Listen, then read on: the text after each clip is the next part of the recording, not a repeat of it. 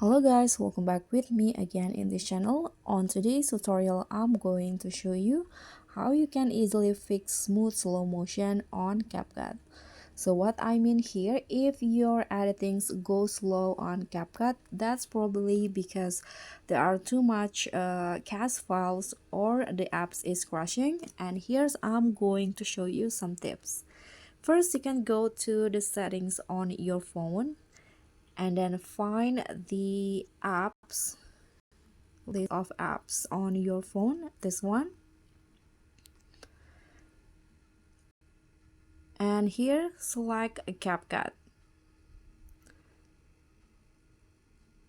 Okay, so now what you need to do is force stop the CapCut. I cannot do that because the app is closed, so you can just click on force stop, or the second options is you can just clear the cache of the app. So click on storage and cache, and here clear cache. So after that, you can just restart your phone or restart the CapCut apps on your phone.